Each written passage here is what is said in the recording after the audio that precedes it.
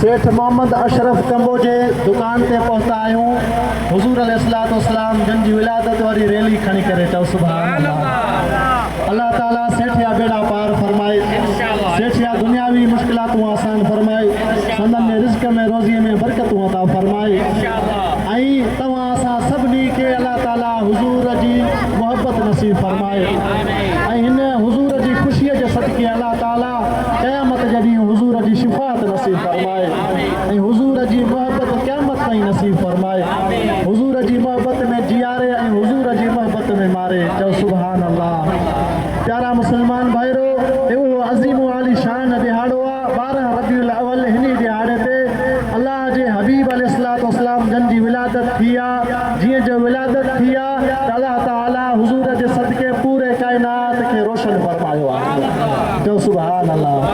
हुज़ूर जे आमद खां पहिरियां ऊंदा ई हुई, माण्हू गुनाह कंदा हुआ, नियाणियूं ढेरे दफ़राईंदा हुआ, यानी अहिड़ा गुनाह कंदा हुआ जेके दिमाग़ में कमु न ईंदो हो। जॾहिं हुज़ूर जी विलादत थी, कुफ्र जी शिरक जी पाड़ पटिजी वई चओ सुभान अल्लाह।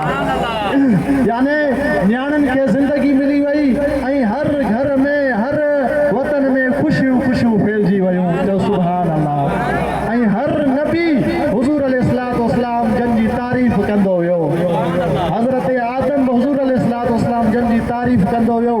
एतिरे क़दर जो अल्लाह ताला क़ुरान मजीद में हज़रत ईसा अलैहिस्सलाम जो ज़िक्र फरमायो आहे। ऐं हज़रत ईसा अलैहिस्सलाम को पंहिंजनि बनी इसराइलनि खे ईसाइनि खे ख़िताब करे रहियो त मूंखां बाद में हिकिड़ो अहिड़ो नबी ईंदो, मां तव्हांखे ख़ुशख़बरी थो ॿुधायां, उन जो नालो ज़मीन ते मुहम्मद हूंदो ऐं आसमाननि ते अहमद हूंदो चओ सुभान अल्लाह। पोइ एतिरे क़दुरु जेके हज़रत ईसा अलैहिस्सलाम जा उम्मती हुया, उहे हज़रत ईसा अलैहिस्सलाम सां ख़ुशि थी करे ईअं चवणु लॻा, ऐं प्यारा ईसा तूं बि भाग वारो, तुंहिंजी अमड़ मरियम बि भाग वारी। त हज़रत ईसा अलैहिस्सलाम चवणु लॻो, मां त भाग वारो आहियां ऐं मुंहिंजी अमा मरियम बि भाग वारी आहे, पर मूंखां वधि अमड़ आमना भाग वारी आहे जेका मोहम्मद खे खीर पियारींदी चओ सुभान अल्लाह। यानी हुज़ूर जे अचण जूं ख़ुशख़बरियूं 1.25 लख नबी अॻु में ई ॾेई विया चओ सुभान अल्लाह।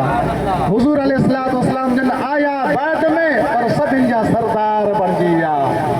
हुज़ूर अलैहिस्सलाम जन इमामुल अंबिया आहिनि ऐं बरोज़े क़यामत में सभिनी खां अवल अल्लाह ताला मदीने वारे साईं जी शिफ़ात खे क़बूल फरमाईंदो।